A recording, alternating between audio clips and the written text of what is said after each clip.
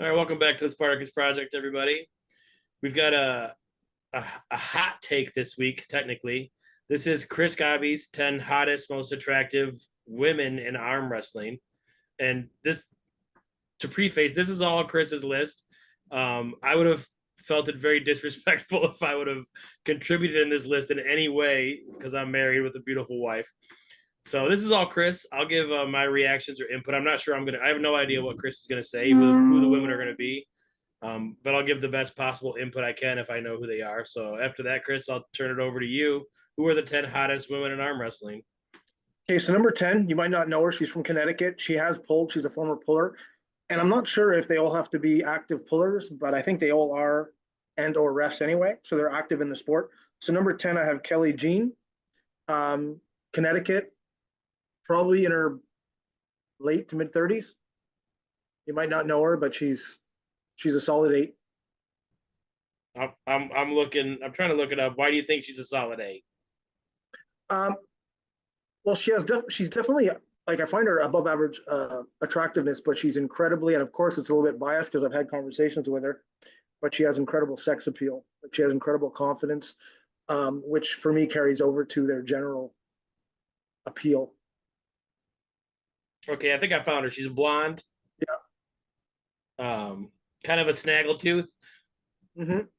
Okay, yeah, I see Oh, her. man, there's heavy sex appeal in that one. Yeah, she's got a lot of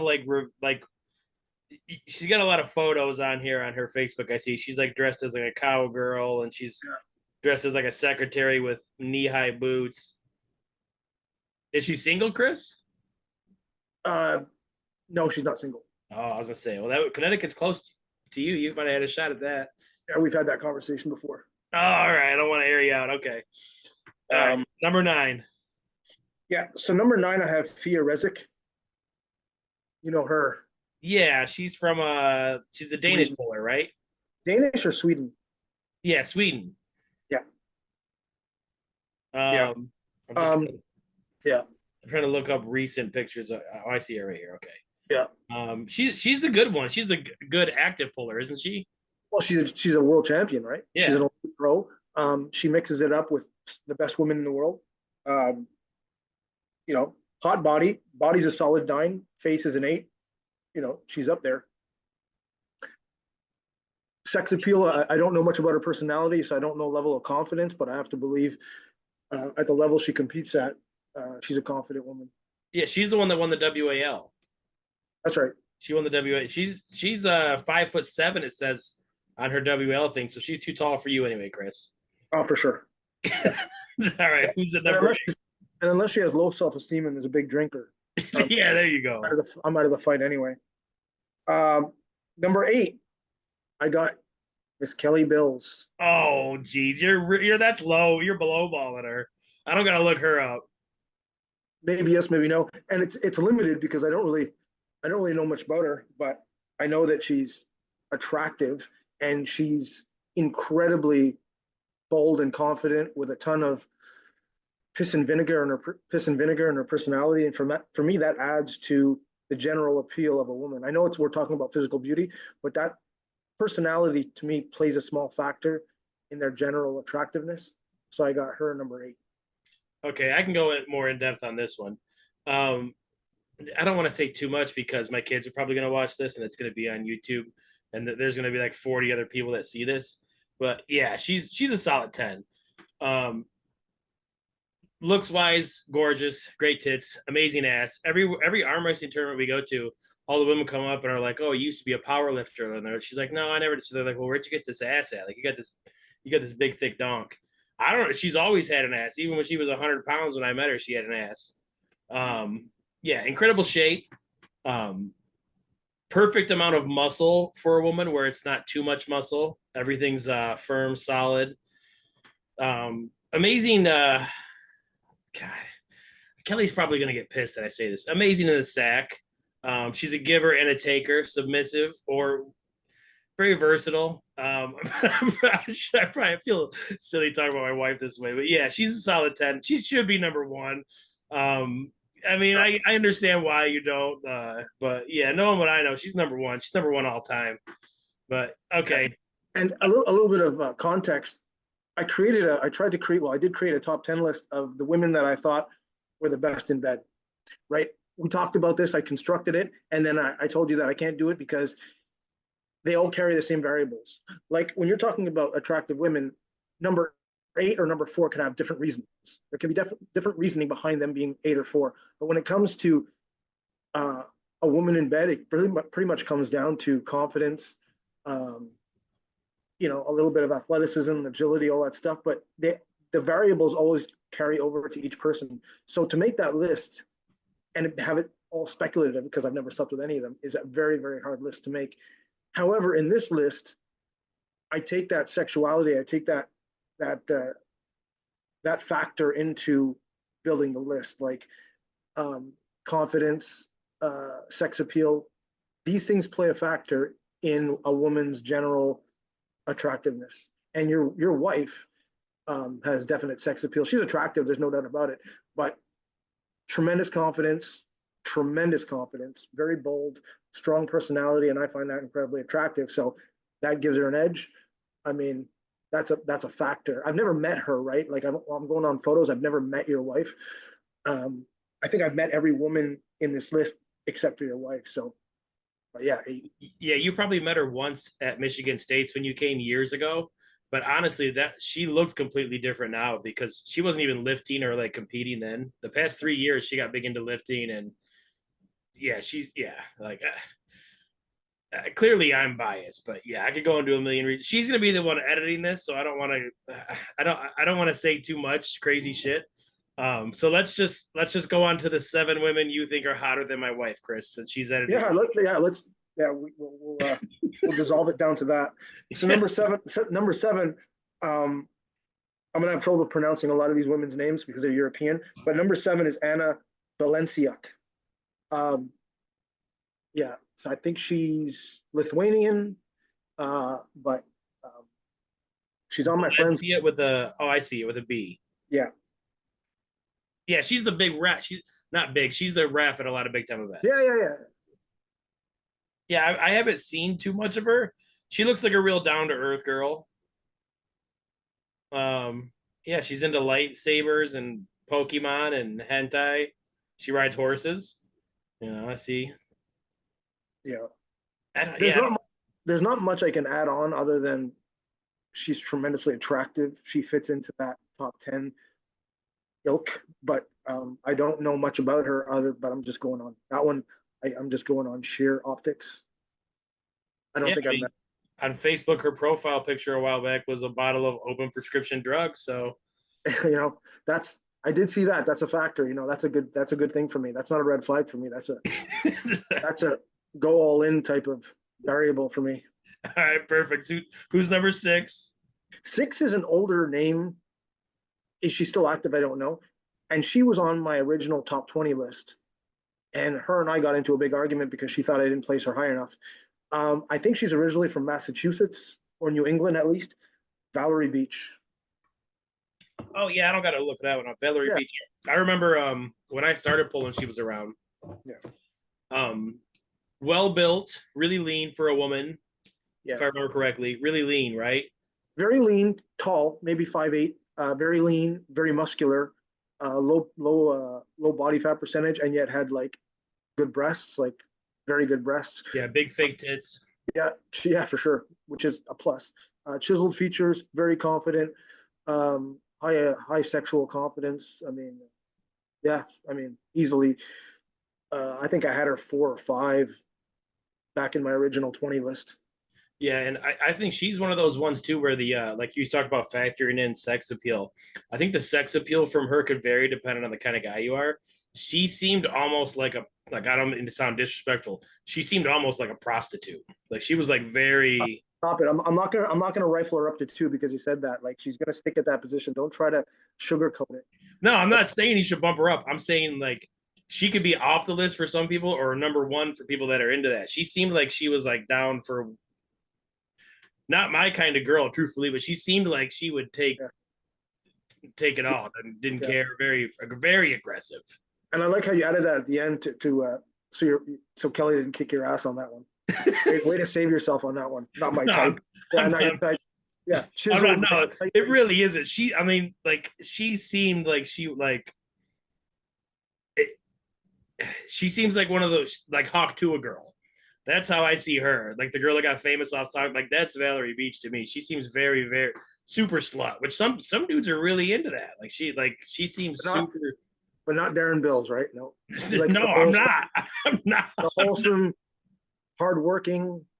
Dude, I'm not into that. That's not my kind. Dude, though you see, I've been the same one for 18 years. I'm really not into the super sluts. Like I think Hawk Tuah girl is hilarious. Never in a million years would I get into bed with that bitch. You guys, you're crazy. Fair enough. That's why me and you are the perfect yin and yang for this kind of thing. I'm not. You're a total degenerate, and I'm a choir. You're a wholesome family guy, and I'm a degenerate. Yeah. Perfect. Yes. All right. Who's number 5? Number 5 is an interesting one. It's Candy Passmore, Paul's wife, and I'm going to add a lot of things to this one. A lot of women in arm wrestling are boisterous and run their mouth, and some guys like that. Candy's very subdued, yet you can tell she's an incredibly loyal partner to Paul, very supportive, and she does pull. But I just think she's got a great, like, natural look. She's very naturally attractive, and I just like that subdued, very loyal type core value she has. That plays a factor too. For some women, the slutty thing plays a factor, and for other women, based on their look, that subdued, supportive quality does them justice, and she's a prime example of that. Candy Passmore. Yeah, she seems like a good wife to Paul. They've been together a long time. Great family. They kind of remind me of like I like Paul too. Real nice guy, down to earth Southern dude. Her and Paul remind me of me and Kelly. If me Yeah, and Kelly were just like not as smart, like not quite as intelligent, like that would be. I'm just fucking with you, Paul. You're not dumb. But all right, number 4. number 4, I got Anna Granorava, Russian, I think. Maybe a ref, but definitely a puller. Super attractive. Do you see her? Anna, how do you spell that last? G R A Granlund? G R A N A R A V A O V A. Sorry, at the end O V A. Granatova. Yeah. Yeah, I see her. Okay, let me. Yeah, she kind of reminds me of that girl you had at number the horse rider anime open pill bottle girl. Yeah. Real similar looking. Oh, she's got a photo of her totally nude covering up just her tits. Okay, Yeah. I see why you put her. Yeah. Yeah, this is your kind of girl. Probably a slight addiction problem with some daddy issues. Yeah. Yeah. She's got that mole above her lip, or maybe she just puts fake moles on for pictures. I'm just scrolling through her pictures. Again, this isn't negative towards any of you women. This is literally the first time I've seen 90% of these. Yeah, she's pretty. I mean, she competes still. Well, she's a power lifter. She's got a bunch of photos on here where she's like very suggestive. There's one on here. She's got a banana and she's holding 2 apples. Yeah. You know, I'm just an apple. I'm just fucking around.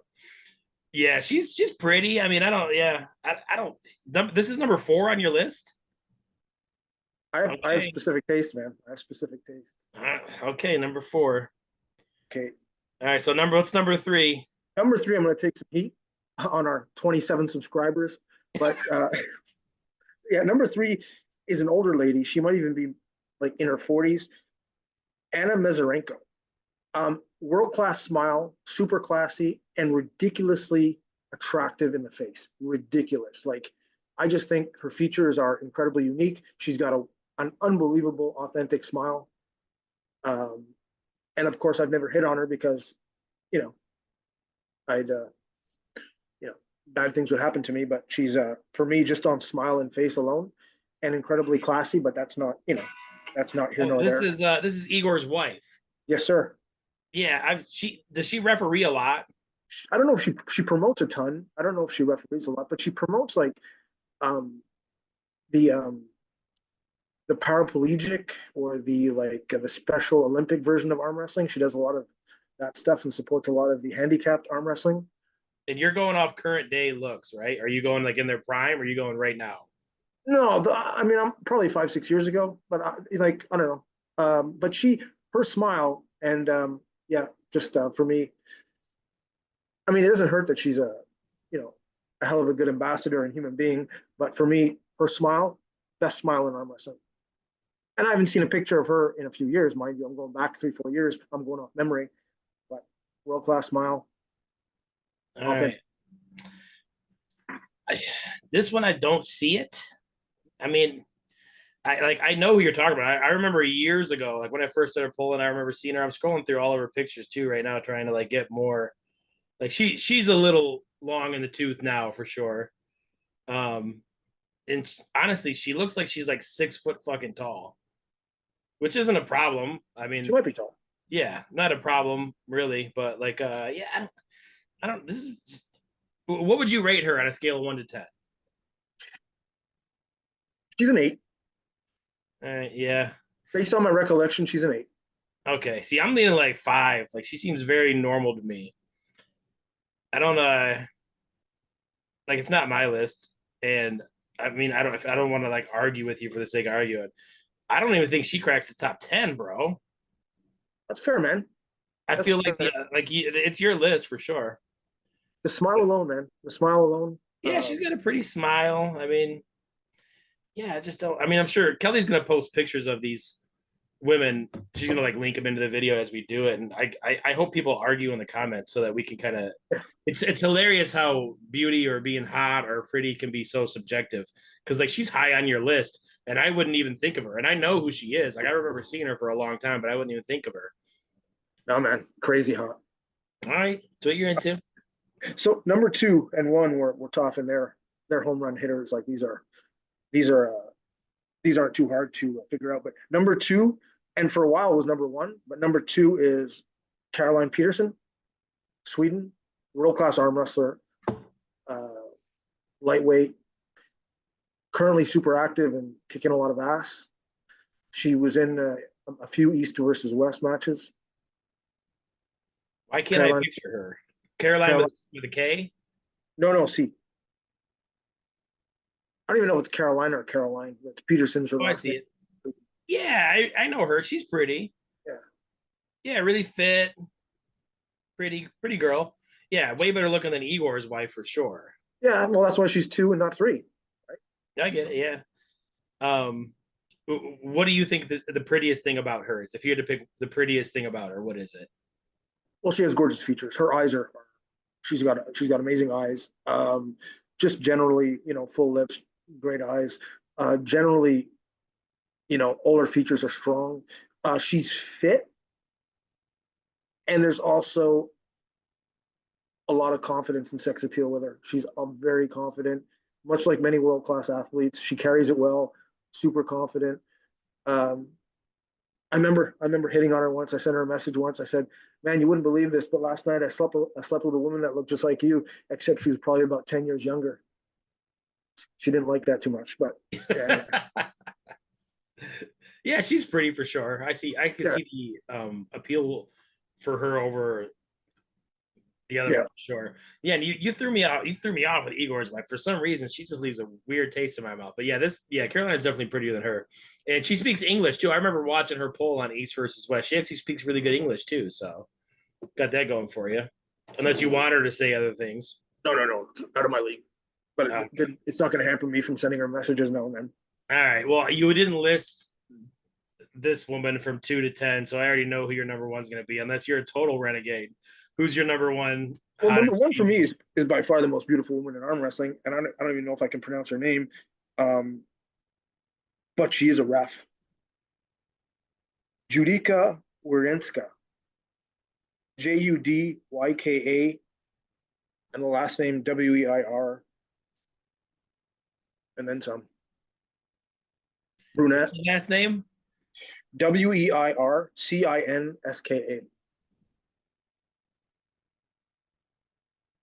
I can't even find this person. She's a world class ref. I can't picture it. Or like, I'm absolutely shocked that you didn't say Sarah Bachman. You didn't put Sarah Bachman on your top 10? Yeah, I mean, are you friends with this Judica woman? no. maybe I don't. To be honest, I'm not sure. I can't Probably. give I can't give any input on your number one because I can't find her and I don't know the name. I probably know her if I saw her. Because you said she's an active ref. I'll have to look it up Yeah. later and check it out. Um, JUD should come up. JUDYKA. she's on Facebook. Yeah. Okay. JUDYKA. I'm looking this up in real time, like all the people watching this are going to. JUDYKA. What's the last name? Wierinska, WEIRCINSKA. I can have Kelly edit this out too if it takes too long.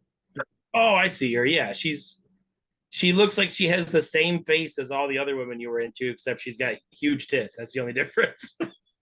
See, I'm typecast. Yeah, she's like a Polish version of Dolly Parton. Okay, yeah. And for the record, I absolutely completely forgot about Sarah Backman. I'm not omitting her because she should be. She's in the top. Put her. I mean, she's as beautiful as any woman Okay. in arm wrestling. We're not changing your rankings. We're not changing. No. I just don't want people thinking, well, he left her out because he's trying to be a rebel. I just totally forgot. Yeah, she's definitely. And again, what we say after this doesn't change your rankings. If you were to throw her in this list and take someone off, where would you throw her in at? Knock someone off. Oh, she'd be 2. Sarah would be 2. Number 2, okay. Yeah, she wouldn't hit 1, but she would hit 2. She would move Peterson up, moving everyone up, moving Kelly Jean off the list, and moving your wife to 9. Okay. Like anyway. Yeah, I mean, I thought for sure you're going to have Sarah number 1 after hearing this there. No, not 1. All right. Well, that's the list of women. If you're upset about it, hit up Chris. Yeah. If you feel like you got snubbed, let him know. Sarah, you better hit him up. Let him know. I'm sure you are a subscriber to us. So yeah, for sure. After you watch this, let him know. There's no doubt all these women catch all our episodes. There's no doubt in my mind. I'm somewhat shocked you didn't have Mochek on the list just for fun. Well, if I did a list of the 10 most the women with the strongest character, she'd be there. And or male genitalia, but I mean, either way, she'd make that list. She's a strong character. There's no doubt she's got a ton of intangible qualities. Dude, what about the Bills last night? Holy fuck, did they kick the hell out of the Dolphins? Did you see that on the road? Yeah, you ended Tua's career too. They're talking about him retiring after. And it wasn't even. Did you see that hit? Like he got cradled by Hamlin, who was dead last year, and then he goes down like a bag of potatoes. And I'm like, come on. Yeah, well, it was his fault. He already had the first down, and then he dove head first into his chest. But it wasn't even an aggressive hit. I mean, I know he has a concussion history, but anyway. Yeah, no, he does have a concussion history. That's why they're talking about him retiring now, because he's been concussed so many times. And even after this one, like you said, it wasn't a big hit, and he couldn't even get up after. And and they just paid him what, $220 or something $1 million. Yeah, good deal. Yeah, that doesn't look good for the Dolphins. It looks good for you guys though. And the best thing, if you're a Bills fan, Josh Allen didn't even have to carry. Your running back was killing it. He only. I mean, when we're trailing, he goes into beast mode. But I mean, when you're leading, if you can run the ball, if you can get points on the board, I don't want to see him running if he doesn't have to run, because he doesn't slide, right? He takes full contact. You don't want to see him run unless he has to run. Yeah, well, he's a big dude too, and he's obviously built for it. Like, he's never had any real lingering injury issues, even though he runs the ball like Derrick Henry. He's not like juking or sliding. I don't know if you caught it, but he got interviewed at halftime. Was it halftime or no? It was halftime of the last game, where he after he jumped into the end zone and he landed on his left hand. Something was wrong with his left hand, and they had to brace it. So he got interviewed, and the game wasn't over. And they said, "How is this going to affect you?" And he says, "We all right." Like he's like, he just smiled and said, "We all right." Like, I love that guy, man. I love that fucking guy. I hate all athletes today. I think they're pussies, but that guy's a rock star. I love that. I don't even like the city of Buffalo. It's a fucking shit heap, but man, that dude's a rock star. Yeah, love him or hate him, you have to respect him, especially what he does game in, game out. Like he is that team. Like the Bills have some players for sure, but he's clearly the team. Like you could argue there's no one more valuable in the league to their team than Josh Allen to the Bills. Like honestly, without Josh, they're probably not making the playoffs, and with him, they're going to win that division. So, and without a number one receiver, okay, yeah, without a no name defense, like they have a defense, but it's by committee. They don't have any. They lost. Milano's out for at least the next 5-6 weeks, and he was their all star linebacker. But other than that, like it's a by committee defense, and they have a great.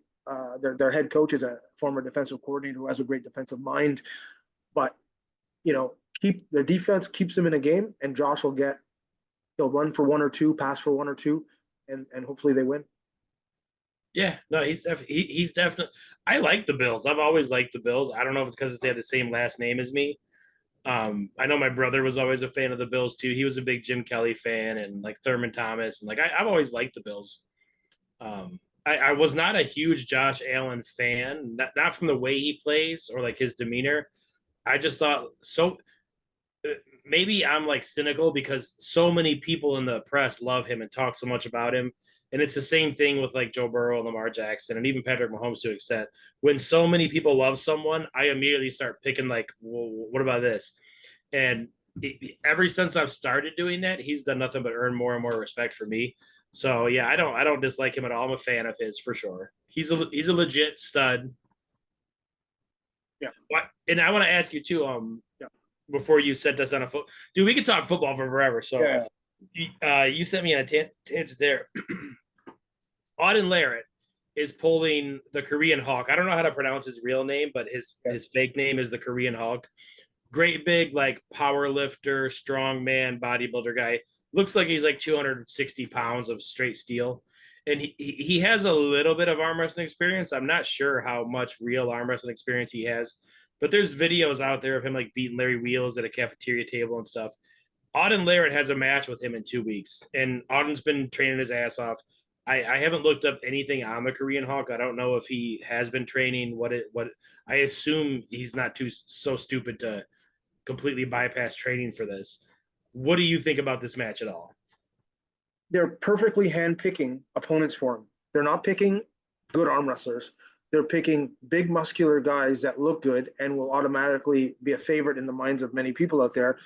But if you look at how Auden pulls with his stamina and his ability to King's move and his wrist, these meathead guys with huge arms are just gonna burn out. He's gonna play games with them in the setup. He's gonna pop their forearms. Their forearms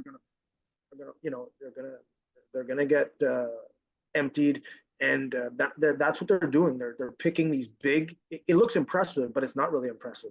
An impressive win would be pulling a 220 guy that's ranked top 10 in North America. Pull that guy. Well, no, they can't because Auden doesn't have the strength, but he's got the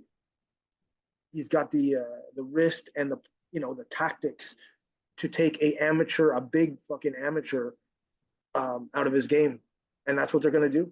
That's what they're doing. Yeah, no, I see what you're saying, and it looks like that on the outside looking in.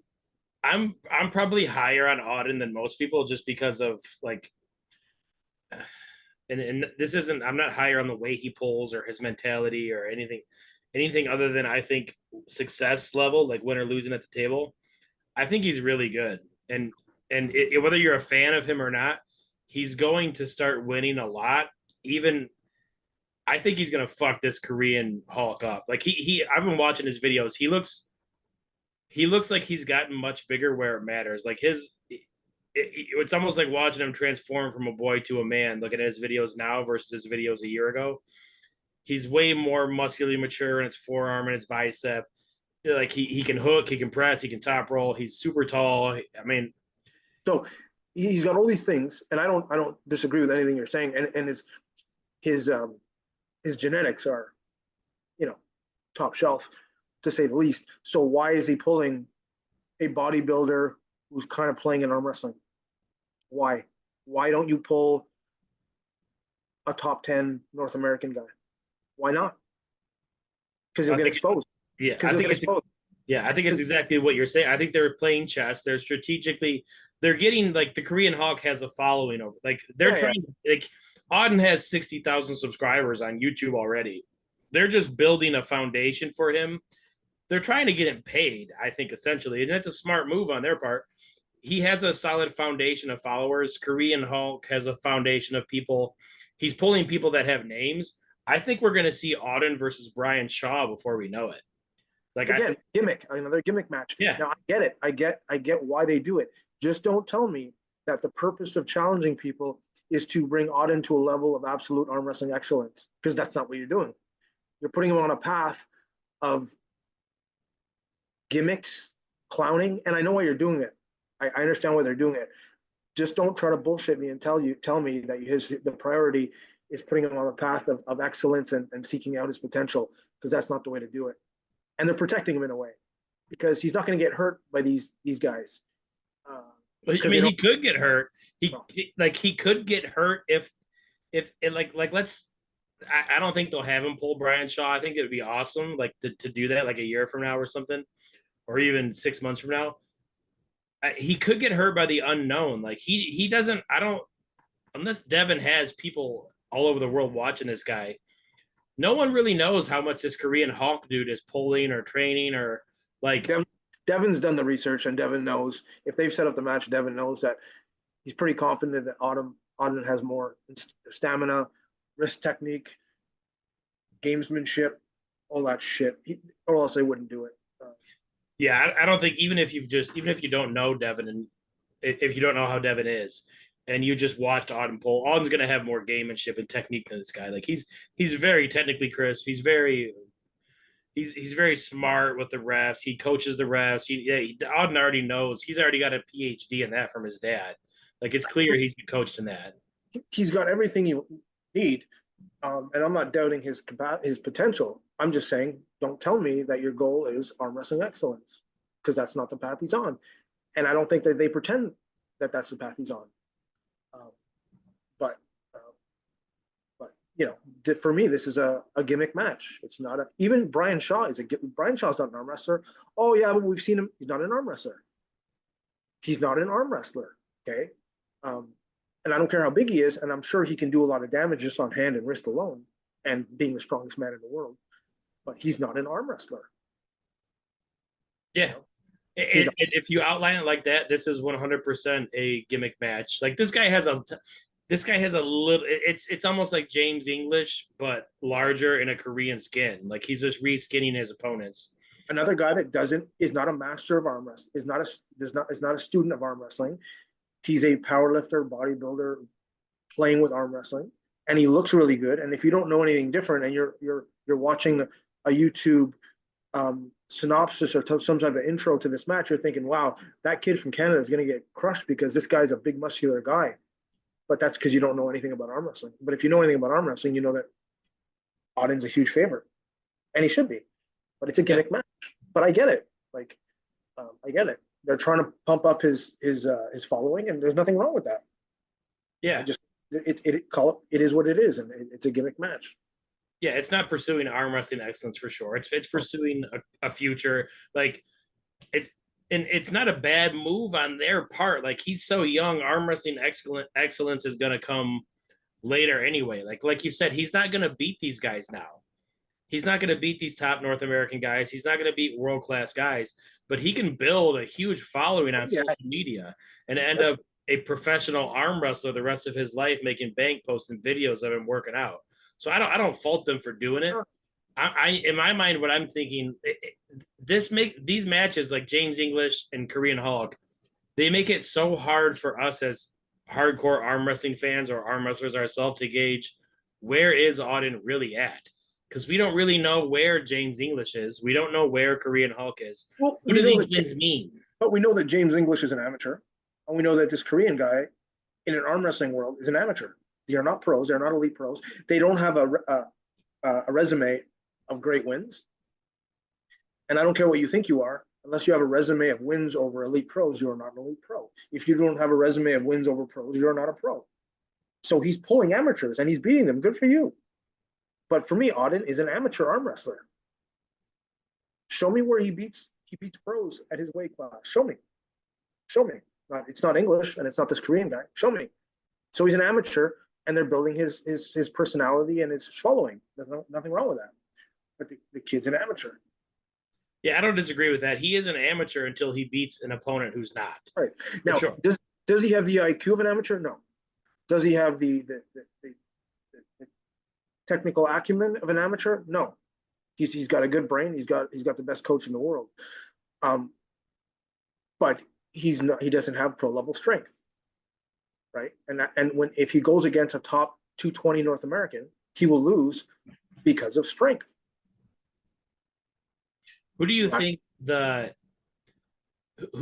best arm wrestler is that he would at least be in a match with it? Like off the top of your head, it doesn't have to be North American. It can be worldwide. If you could, and regardless of weight, like don't even worry about weight. What do you think the best guy you can think of in your head would be for a match with him? And for me, I think the best arm wrestler and the biggest name, like this could be a 2-for-1 type deal where you're getting the biggest name in arm wrestling. Well, not the biggest, but you're getting a name, a following, and he's a legit pro technically. I think they need to match him with Ryan Bowen up as quick as they can. And I don't think Ryan would take the match. I think Ryan would pretend he's not on my level. I don't want this match. And in reality, I think Ryan's slightly worried that if he loses to him, he's cooked. Like if you're the first pro that Auden beats and he's still 19 years old and comes through and smokes you, like I don't think Ryan Bowen, that's all lose for Ryan Bowen. Like, yeah, if he wins, he beats Devon Larratt's son, but he should beat him. I don't think he would. I think Ryan would beat him. If I give you $1 million and you had to bet on this match, and it's Auden versus Roger Cunningham from Michigan, who's your money on? Right-handed, it would be Roger for sure. Yeah. But I think Roger would fuck Ryan Bowen up too. Yeah, but that's a pro 220. Yeah, he's not heavier than 220. He's probably no. Roger is 220, but if you put $1 million on the line, Roger would bulk up to 260, and like for that much money, Roger used to be 280. Like Roger could be a big dude. Roger is a good puller. Like Roger's strong. He's an excellent arm wrestler. Roger's too versatile for Auden. Yeah. Yeah. What about Ryan? Do you think Ryan beats Auden right now? I think Ryan beats him. I think Ryan beats him in the strap. I think the Ryan's probably a smarter arm wrestler, even if there's a thin margin over Auden. He has way more experience and he's got way more side pressure. It's not hard to initiate side pressure in a match in the strap. Can Auden take his hand? He can't. It's in a strap. Ryan beats him. I think Auden would smoke Ryan. Like how heavy is Auden? How heavy is Auden? He looks big, man. If I had to guess, looking at his most recent training video, he's probably 240. I would guess 240 at least, because he's really tall too. And now, like I just saw this video he posted where he's smashing everybody at practice. It's his last practice before he goes and pulls. So he's being super aggressive at practice. I mean, for a guy that tall as he is, to even have an arm that looks kind of big, you have to have a decent amount of muscle mass. And he's at the age where he's on natural steroids. Like the age he's at, I remember being that age. And it was like I was getting stronger every fucking week. And I wasn't arm wrestling at that age. He's arm wrestling and lifting. And like this is his life. He doesn't have a wife. He doesn't have kids. He doesn't have obligations. This kid is lifting, arm wrestling, eating, and getting trained by the best in the world. Like this is a kid who can make in 6 months, he can make gains that take normal guys years to make. And they're going to stick with him for a long time because he's so young. I think he beats Ryan now. I think 6 months from now, Ryan's not even close to him. Like I think 6 months, I think in a year we could see him versus Schoolboy. Maybe you might be right. But at his age, all the things you listed are absolutely correct. But one thing he doesn't have is the connective tissue and side pressure, right? He doesn't have that. You don't get that because your test levels are higher. You're young. It doesn't work that way. You need to put it in the years. So there's things he does not have. I don't care how big he is or how long his arm is. Certain things he doesn't have. And can the puller he's playing against exploit that?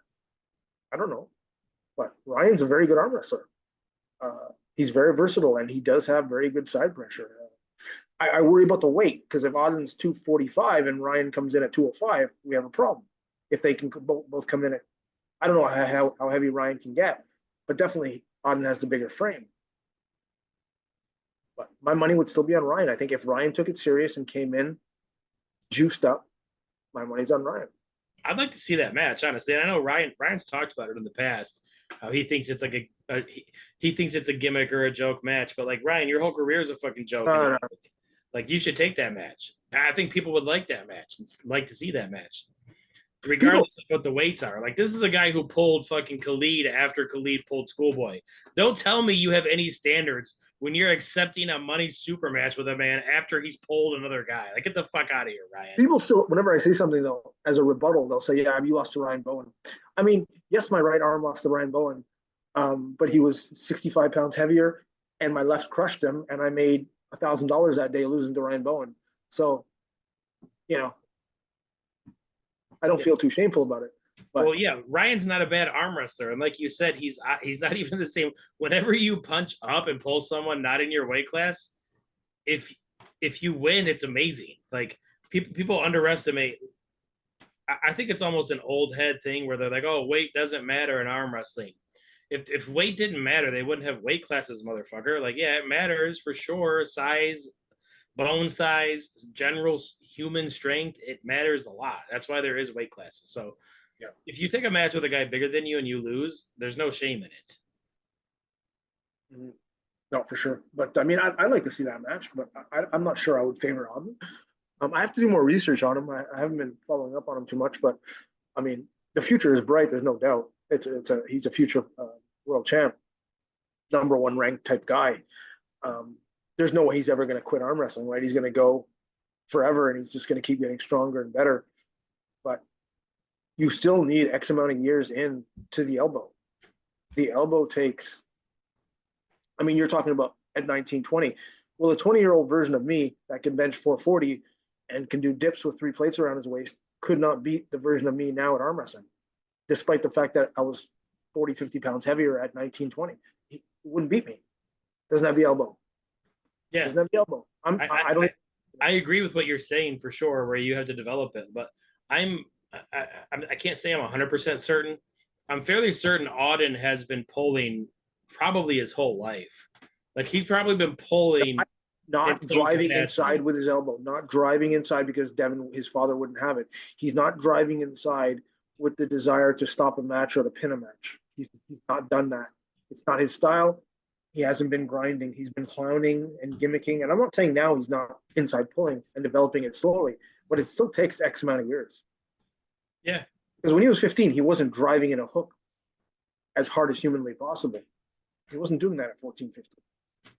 Yeah, he probably wasn't like, but I still think there's something to be said for like if he's just been on the table and pulling, and I'm sure it wasn't with frequency or training when he's younger. He's still such a young man. There's no way his tendons have the time under tension to be evolved to the point where a seasoned pro is. But his strength and his abilities in other areas might be. I'd love to grip up with Auden just so I could feel it and see it and like. I'd like to see it or be in person and see it, because it's hard to tell off these videos, but yeah, it'd be a fucking monster. There's a tournament in Ottawa in November, 2 months from now. And I'm sure he'll be there and he'll pull probably in the super heavyweight class. An hour and a half for me. I might go and, compete in my class, but watch because maybe he, how much has he leaped, right? Is he already like, going to tear through everyone in the super heavyweight class? Like, where is he? But because if he is at that age, it's fucking impressive. Yeah, I think you should go, man. It'd be good to get you back on the table and watch you and see you. Yeah. That'd be sweet. Yeah. All right, one more question about Auden Larratt. Do you think we'll ever see an Auden Larratt versus Devon Larratt match? You think that'll happen? Well, you'll see it eventually. Of course, you'll see it. The problem is not is will you see it? Will like his father will not. You will not. You'll see acting. You'll see a lot of sandbagging. And in that match, if you see Devon being aggressive and clowning like he does with Chance Shaw, it's a game. He's acting. So you'll never ever get a legit matchup between the two of them where they both are, absolutely, trying to win. Absolutely, like you wouldn't see that. It would be a gimmick match like anything else. Yeah, I feel like if they ever had a legit match, and I don't know if they ever will. And I mean, this isn't MMA fighting. You can arm wrestle your son, and you could try to beat him. Like even if he's younger and better than you, could still like. I'm gonna try to beat my son. Like it's this. I will try to beat him, and if my son beats me, it will be legit for sure. So I don't think Devon has it in him competitively to just lay down to his son on a big match. Not lay down, but not win at all costs against your son. Give everything you have, force as much as you can to beat your son in anything, sure, but not at all. It's in our biology. I'm not a father, but I think it's in a father's biology to not try to win at all costs versus his son. I'm not saying that doesn't mean less effort. I'm just saying not at all costs. It's in your biology to not do that against your son. Yeah, and I think we will see that match eventually, and it's so far in the future, it's hard to predict who would win. Well, you're going to see it because it's going to be if Auden continues on this trajectory and Devon is declining. Eventually, you'll see it, and a lot of people will pay that big pay-per-view price to watch it. But for me, one thing that makes a match interesting is intensity and animosity between the two pullers. And in this, you have no animosity whatsoever. And if they try to act like there's animosity or any little bitterness, it'll come off as fake. So basically, it's like in soccer, a friendly match. There's nothing on it, and no matter what they say, it's going to be a friendly match. And anything else would tell me that it's staged and bullshit. Do you think Auden could possibly? This is like a for sure, you can beat him. No, not only beat him. Do you think Auden could surpass Devon's legacy as an arm wrestler? You think he could be better than Devon? Well, he can because he's better. He's better at his age than what Devon was when Devon was 19. Right? Devon did not have the luxury of being coached by a world champion arm wrestler who was arguably the best arm wrestler of all time and without a doubt the smartest arm wrestler of all time. Devon didn't have that. Devon was self-taught. He had Troy Eaton. He had people in Ontario, but he did not have the base foundation. No arm wrestler in the history of arm wrestling has had the base foundation of coaching and mentorship that Auden Larratt has had.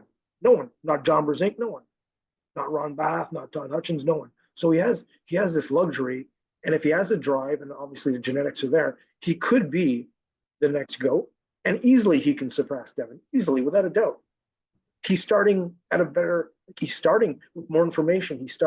Devon started his career hooking and pressing, and then he blew out his shoulder versus Earl Wilson when he was, I think, in his early or mid-20s, and it took him years to get back to inside pulling. Like he made mistakes. Auden won't make mistakes. There's too much information out there. There's too much supporting. There's too much mentorship. There's too much. He just won't make mistakes that his father made. I just don't know if he has the intangibles that his father had, because his father enjoyed pain. His father enjoyed putting himself in situations that were incredibly uncomfortable. I don't know if Auden has that. I don't know if any 19-year-old today has that. But if he has even a little bit of that, he can easily surpass his father. Will he? But he easily, if you ask me if he could, he absolutely can. He's got more gifts. He's got more advantages than his father ever had. Yeah, I think he could. Like, I think he hypothetically could. And I think it's possible. But if I had to bet, I would say no. Like, when you think about Devon Larratt in terms of arm wrestling, you're talking about arguably like Michael Jordan, Kareem Abdul-Jabbar, like Tom, like you're talking about the greatest of the sports. When has ever in history the greatest of any sports son been better than them? It's never happened. Never happened. Ken Griffey Sr., Ken Griffey Jr.? Yeah, but Ken Griffey Sr. wasn't considered one of the greatest. Like sons are better than fathers frequently. But when we're talking about the highest levels, when has at the highest levels ever their son? But you're talking about premier sports where you can't get in. Like, it's if you raise your son to become a wrestler and he becomes a pro or like an Olympic level wrestler, he could. If your son wanted to become and go and get drafted in the NFL or NHL or MLB, now you're dealing with something different. But so you're comparing Auden Larratt and Devon Larratt, which is basically, it's not a legit. It's a legit sport, but it's not. You can't compare arm wrestling or being great at arm wrestling. You can't even compare John Brzenk to Jordan. Like you can compare it in their own respective sports, but you can't really compare it because every kid growing up played basketball, um, and it's so hard to become elite in those four major sports. It's not hard to become elite in arm wrestling. It's not. It's not hard. Anyone can be elite in arm wrestling if they put in the time. Not everyone can be elite in football if they want to. Like it's a different world. So we've never seen it in the top four major sports, but this isn't a top four major sport. It's arm wrestling. You know? I mean, I think you could directly compare it truthfully because even in major sports, like there's you like Bronny James just got drafted and he never should have. He got drafted because his dad is LeBron.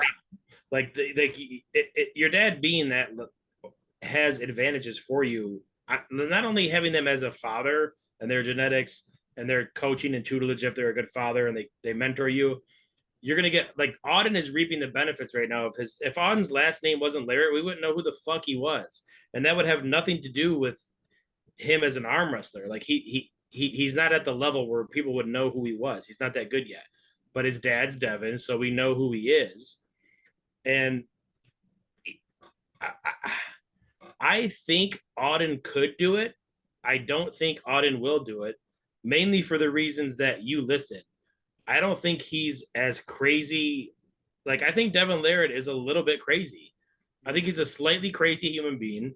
And I don't think Devon had life brought to him on a silver platter. Like, and I'm not trying to call Auden a bitch, but I think he's definitely softer than Devon.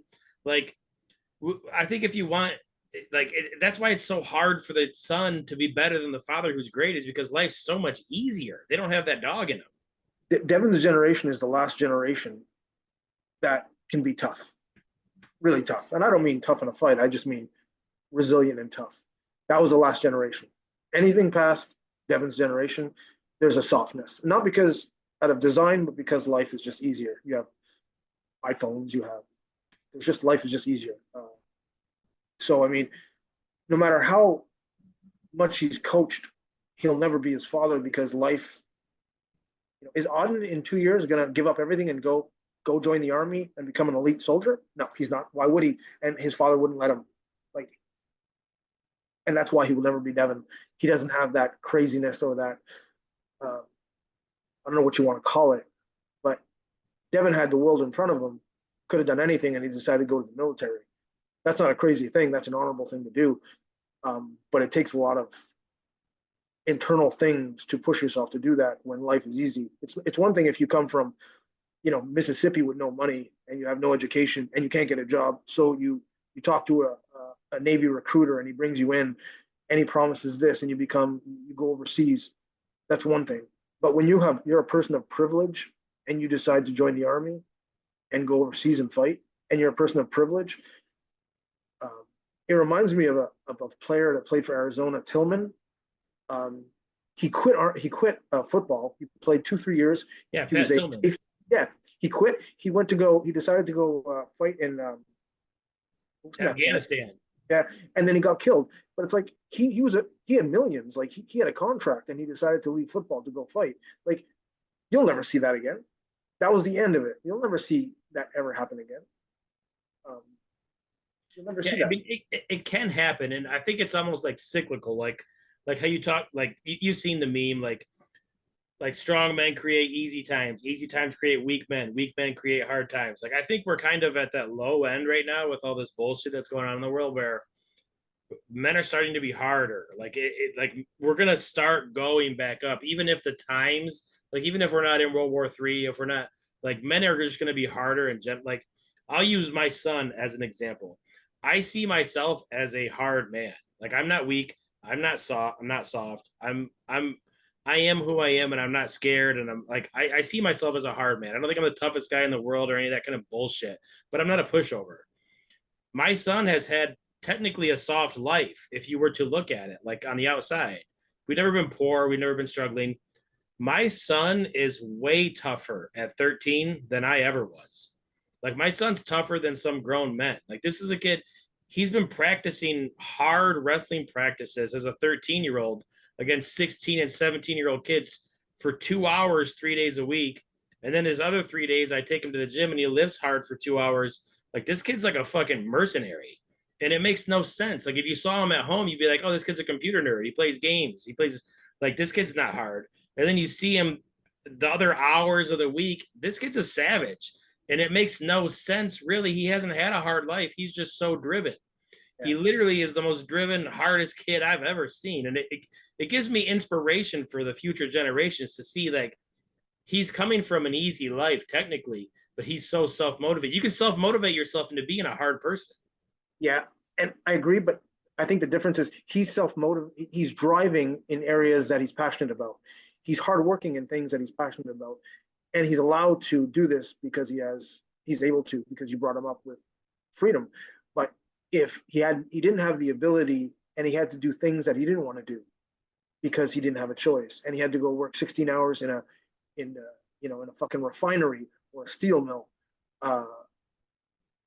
because he had no other choice, would he still have that level of drive and toughness? So I'm not saying he's not an incredible kid.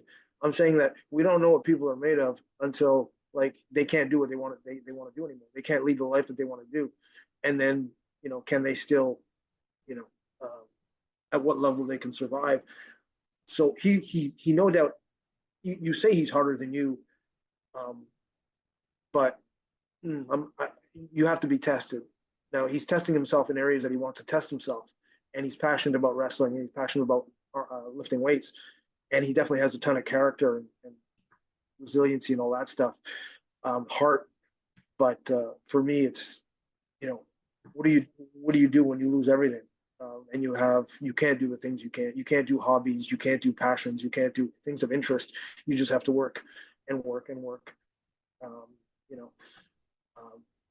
So, but I'm not sure. Maybe he is tougher than you. Maybe he is harder than you. I don't know. But I think it's just a different like mentality too. Like I didn't wrestle growing up. That wasn't my thing at all. Like my dad made us all box, and like he was from a boxing family. Watching wrestling practices with him since he's a kid, like wrestling is fucking the hardest sport for sure. Like if he played basketball, I would not call him hard or resilient. Like it's not. I played basketball when I was a kid. It's not fucking hard. No. Wrestling practices, and not only like wrestling practices are hard, training. Going against older kids. Like he's wrestling high school kids for hours, and he's fighting it out with them, and he's been doing it 3 days a week for a year straight. Like he's had maybe 2 weeks off the past year. Like there's no doubt about it. He's harder than I was. Like we saw different things. Like he didn't see he didn't see the general hard things in life that I saw growing up, but he's pushing himself. Like there's no way. When I was 13, if you tried to take me to that wrestling practice, I would have fucking immediately quit. There's no way I would have lasted. And he's excited to go. Like, and it is because he's passionate. You're right. It's because he's passionate. Well, it's passionate, but I think he has the luxury of getting stuff from your wife. That has to play. That has to, because I think she in a lot of ways she's tougher as a woman than you might be as tougher as a man. I'm not saying she's a very strong-minded woman, and he obviously got some of that, and including what you have too. He got some of that too, which is the reason why he's such a heart and soul type of guy and drives hard and a ton of effort and fearless and all those good intangibles. But he's passionate about it. That's a factor. It's easy to drive when you're, someone used to say to me when I was young, you have so much discipline, you go to the gym every day. I said, it's not discipline. I love doing it. Discipline is pushing yourself to do something that you don't want to do. Can you do that? And can you do that every day? So discipline is not going to the gym every day when you love going to the gym. Discipline is not waking up at 5 a.m. every morning because you like to go run and then go to work. If you enjoy doing that, it's no longer discipline. Discipline is when you no longer want to do it and you have to push yourself to do it through, because you have no choice. That's discipline. So, he sounds exceptional, and I don't doubt he's not. But, if everything was taken away from him and he couldn't do what he wanted to do easily, what would it look like? Yeah, it's a good question. Like, and that's I, I don't mean specifically with him. I'm talking. I'm not talking specifically to him. I'm talking to anyone his age today. When everything is taken away from you, money, privilege, freedom, and you have to go work at somewhere where they're hiring 5 and there's 18 of you. What do you do so you don't starve on the street? And that's not a reality today. That was reality 150 years ago. But how would your son do 150 years ago with no freedom, no passion, no privilege? And he would probably do better than most kids today. But yeah. I don't believe anyone today who's in their 20s is as hard and tough as an average man in 1855. No, it's a totally different human being back then, for sure. It's a different level of toughness, for sure. And that type of thing, I assume it could still happen to people now. Like, there's people nowadays going through. I will use my own personal life as an example, a short story. When I was 19 years old, Kelly and I were going to have our first child. I was making no money. She was making no money. I had to get a job working at General Motors at their plant. No air conditioning, shithole job, shithole people, horrible people, honestly. Like they were funny to be around, but these are not people you would want your son to grow up to be. And I had to get there at 5:30 in the morning. I had to work till 3:30, and then most of the time I would just stay and work out afterwards, like lift, because they had a fucking prison style lifting spot there, and there was 3,000 people working there. So like when they were leaving, the traffic was so bad. I didn't have money for a gym membership. I was like, I'm just gonna work out here. So I was there 5:30, normally staying till 4:30, doing fucking horrible jobs that you don't want to do, putting car parts on the same vehicle 550 times a day, trying not to lose your mind around these degenerates. But I had to do it. I had to do it because I was getting paid $14 an hour, which was big money to me. That was a big upgrade from making $8 an hour when I have a kid on the way. Yeah. And we just got our first apartment. I was dirt poor. I worked there for maybe 3 weeks. And I remember we got our first 20-minute break. We get 2 20-minute breaks. I got a 20-minute break, and Kelly was at home pregnant. And I called her. And I vividly remember this moment because I walked super far away. I walked 5 minutes away from the line and everything, so I could just be by myself in the fucking corner of this factory. And I called Kelly, and I called her because I was crying. And I told her, I fucking hate this. This is miserable. I don't know how I'm going to keep doing this, but I will. Like, I'm going to keep doing this because we need to do this. But I like, and I wasn't crying because I was like, I couldn't handle it. I was crying because it was so fucking miserable. Like, my life was like, I could see myself doing this for years and being fucking miserable. And I just needed someone to talk to. And like, it was a real moment in my life where I was like, I went back and started working and finished the day. I stayed there for months and months and months until I was there for 6 months until the plant got closed. And they literally leveled the plant. It's a parking lot now. If they never would have leveled it, I'd probably still be there. Like, but I would have stuck it out. Like it was horrible. It sucked, but I would have stuck it out. And I can see, like, it wasn't even that hard for me. Like, but it that type of work and that type of lifestyle will fucking wear you down. And I can't imagine men, like, I know there's a ton of weak men out there, but there is some exceptional men. I don't know if Auden Larratt's going to be one of them or not, to tie it back in, but there is exceptional men out there. And I hope that those men, we need those men. We need exceptional men who can work through things like that and can be miserable and do it for the betterment of their family and the betterment of the future and the betterment of their kids.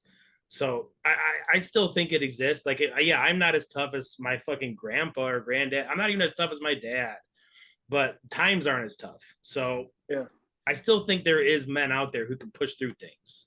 For sure there is. It's just less and less every generation. And is Auden one of those? Well, we'll see. Like, he's got a good family base. He's got, I mean, his father's, I mean, again, enough said right there. But I mean, it'll be interesting to watch his career and watch his path. I don't think we have to worry about him straying off and doing something else. Like, I think he's totally forged into arm wrestling for the next few decades. There's no doubt about it. I mean, so yeah, I think the only thing that might stop Auden from becoming better than his father or having a greater legacy than his father, arm wrestling is getting so competitive. Like, there's a lot more arm wrestlers. Just getting a lot more eyes on it now. Like, there's the field is a lot deeper. Like the higher end's a little bit higher, but it's just so much deeper. Like you could be a top 20, top 10 guy in North America and you're still not good worldwide. Like there's so many deep guys. I mean, I still say Devon's the most impressive thing he's done in his life is not arm wrestling.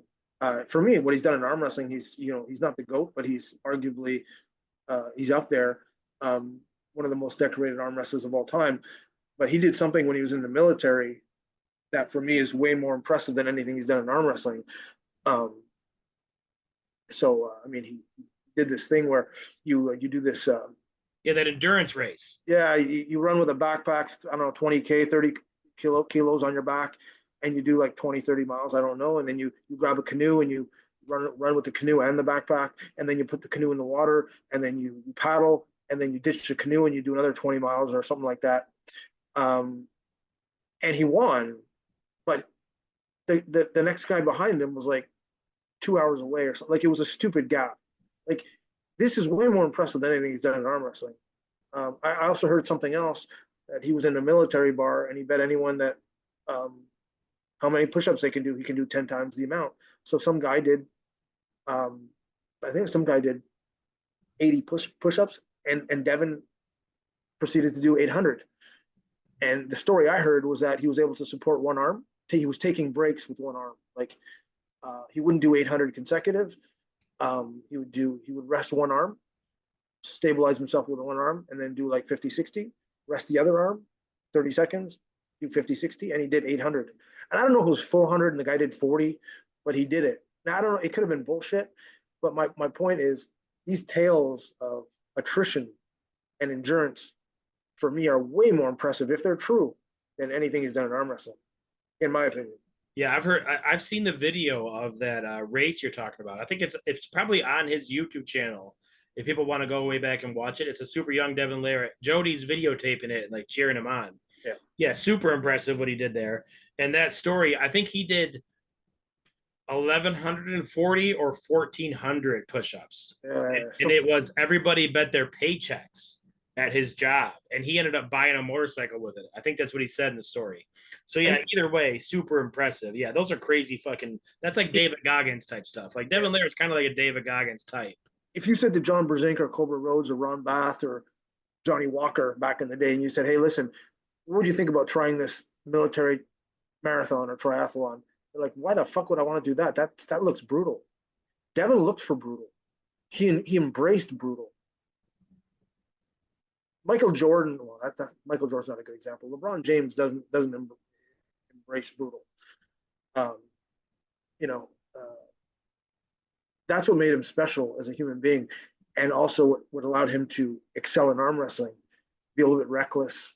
Does Auden have that? Maybe he doesn't need to have it, but I don't think he has that. But time will tell. Yeah, we'll find out. I don't think Auden has what he has, but I don't know Auden. Like, and maybe he doesn't need it. But maybe he doesn't need it. Right? You don't know that he needs it to be the greatest of all. In 20 years, is he not? Is he? If he's the greatest arm wrestler of all time because of everyone he's beaten and the awards and the accolades he's accomplished. And I mean, I think you do need it. Like I think like in combat sports, you do need to be like look at MMA. Like there's guys from America who are champions. There's a little shithole in the wall of Dagestan that has 1/10 of the population of the United States, maybe 1/20th, and they've got as many UFC Ultimate Fighting champions as we do because they're just hard motherfuckers. There's no debating that these are the hardest people on the world, and that's the only thing that they all have in common. They're all super hard. They're super focused. Like everyone over here can be super focused, but we're not hard. Like those people are raised like in shitholes. Yeah. Was it Makachev? I heard him in an interview, and when he first started doing fighting in his native country with Khabib, and he was talking about his training, and he says, "I would just lift a stone and walk up a mountain with it." Fuck, like his core must be ridiculous. Like, you know. Yeah, his physical and his mental core. Like I tell my son this all the time as a wrestler. Like, son, the best attribute, and I commend him on it when he executes it. Like he'll be at practices and I'll give him little tips. And it's hard for a son to listen to your father because you think he's like, for him, if I give him advice like, hey, do this, this would work better. He thinks I'm saying he's bad or he's not doing good, but he's getting better about it. But I tell him all the time, like, dude, from what I've seen of you, your best weapon is your toughness and your aggressiveness. If you can be tough and aggressive, you're gonna break these. Like these other teenagers can't hang with you if you use 100% of your toughness and your aggressiveness because you already have skill. Just be aggressive and be tough. And like when he does that, he's a fucking monster. Like it's a big problem for anybody wrestling him. And I think it's a problem for anybody in any sport. If you're tougher and more aggressive, and like if you're two guys have equal skill, but one guy's way tougher and way more aggressive, that guy's gonna win every time. And I think that's what, like, I don't think Auden's ever gonna have that. Not like Levon's grandkids or like kid or like the people in Georgia or Russia or Bulgaria. Like everyone's like, what are their practice methods? How are they lifting? These are hard motherfuckers. Like that's the difference. It's not the lifting or the practice. It's their entire mindset around life. You could get their program and it still wouldn't translate. Like you're not them. Like that's the problem. You need to toughen your mindset and harden yourself. That's the biggest difference. Yeah, I was talking to. I had a friend come over once, and he's looking across my land, and my land connects to a farmer's land, and the farmer was out doing something. I think he was splitting wood, and my friend says, "Does he always do that?" I said, "Yeah, he's up at 6 in the morning, and he goes till dark, and he splits and piles wood all day. Uh, not every day, but most days." And and the guy's 72 years old. And my friend says, "Do you think he works he works out his core at the gym to support that?" I said, "Dude, like that is his core. Like Jesus That's Christ, him, bro. try to split and pile wood 12 hours a day, and then see if you need an ab roller at the end, like But different mentality. But Yeah, dude, I realized how soft I was when I lost this arm. Like right now, this arm is useless, and so I've been going to the gym and doing everything one arm. I did one arm chest flies for the first time ever in my life, and I felt like my abs were being ripped apart. And it was like a good moment of clarification for me, where I was like, "Holy shit, I've let myself get so soft that I can't do a normal 2 arm exercise like with one hand. Like this is terrible." So it like I'm this arm tear is shitty, but in a good in a small way, it is good because it's changed how I'm going to lift for forever. I'll never do 2 arm chest flies again. Like I'm always going to do things now in the way I have to adjust to the 1 arm way. I'm going to do so, both 1 arm ways. so give me an update because I'm not updated, and maybe our 35 listeners. So you had the surgery, right? Yeah. Okay, and so you're rehabbing now, or you're not yet at No, that no, stage? no. I just had the surgery last Wednesday. On Tuesday, I go into the doctor. I don't know if I can even pick it up to the camera like enough to see. Like I don't know. It's probably too dark.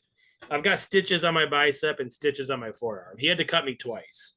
It had shot so far up that he had to cut my bicep to reach it, to pull it down, cut my forearm to go in and reach it again and pull it down. And normally you get cut once, but I haven't spoke to him yet. I'll see him on Tuesday and he'll take the stitches out. He told Kelly everything went good. I'm curious to hear what the condition of the tendon was, if it was real frayed or beat up, or how he thinks that's going to go. But it feels fine. It's very annoying wearing this sling. I can't straighten my arm until I get my stitches taken out, and then he tells me what I can do, and then I'll start some sort of physical therapy. I've been trying as much as I can. I've been trying to do this shit as much as I can, and you can see like I've got this band on my thumb. I've been squeezing that still to keep that thumb pad strong. Like I'm trying to do what I can do, but I can't do much, man. It's weak.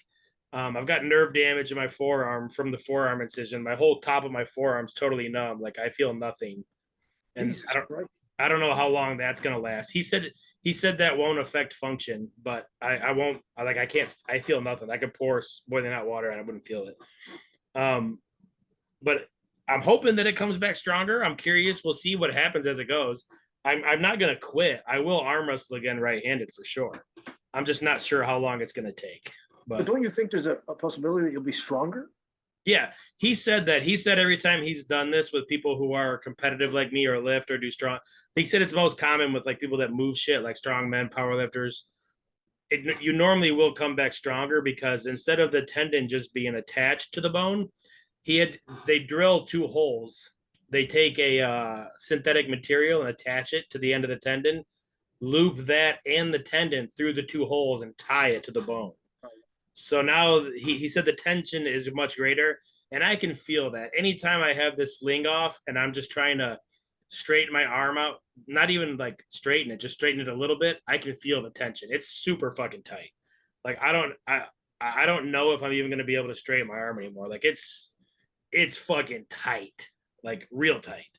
Like just to straighten it, because the skin and my elbow is getting irritated from constantly touching my bicep and forearm. There's times I try to straighten it out and just like put something in there, and the tension is remarkable. So I'm sure it will come back tighter. But yeah, it's changed my life. Like it made me appreciate Kelly way more. Like this one, like I'm having to take fucking baths with my arm hanging out and bullshit. I haven't showered. It's been a bath every day. Like I hate this fucking shit, man. The recovery from this is way worse than the actual injury. After I tore it, I could move my arm freely a few days after. It was just weak. Now I'm this handicapped motherfucker, and I hate it. I can't imagine. Like it gives me more respect too for people living with a disability, because this fucking sucks, man. Like it's super annoying. I got to sleep with my sling on and a bat. Like makes me feel soft. I've got these first world problems where I'm sleeping in this air conditioned king size mattress house, but just because I got to be on my back, I hate it. So, but I'll get stronger from it, and I will come back stronger for sure, no doubt about it. I assume you have health insurance, because I know in the United States you need health insurance. Yeah, I still cost me $3,000. Holy fuck! I know. Yeah, I mean I'm paying it off, and like it's gonna be a payment plan. But yeah, my insurance that I pay $1,200 a month for, this cost me $3,000 still. You pay $1,200 a month on insurance? Yeah, that's my family insurance, $1,200 a month. Go And that doesn't count my car insurance and our house insurance and our business insurance. We pay probably $5,000, $6,000 a month in insurance, and then still pay $3,000 when I fucking tear something. Jesus Christ! It's part of that Build Back Better Bidenomics, man. Holy fuck! Yeah, Obamacare hooking me up. But and anyway, we've been rattling, man. That was a really good one. I enjoyed seeing you again. I'm sorry we missed it last week, people. But I was just real fucked up after I had this surgery. All good. And good talking to you, brother. Yeah, man. I look forward to seeing the females' reaction to your top 10 list. I look forward to Kelly being editing this and watching it and seeing that you put all these women that you think they're all hotter than her. So that'll be a good one. We'll see what she messages you. Yeah. You put Candy Passmore out of her. You are fucking nuts. Dude, she's hot. Like, I'm going with my own. Like, she's hot. She's all right. Candy Passmore hot. Like she's not hotter than my wife. All right. You explain that to Kelly. All right, I'll see you, brother. All right, man. Have a good one. Take care of that arm, and we'll see you in a week. Yeah, see you, brother. Later, man. Spartacus Project Podcast.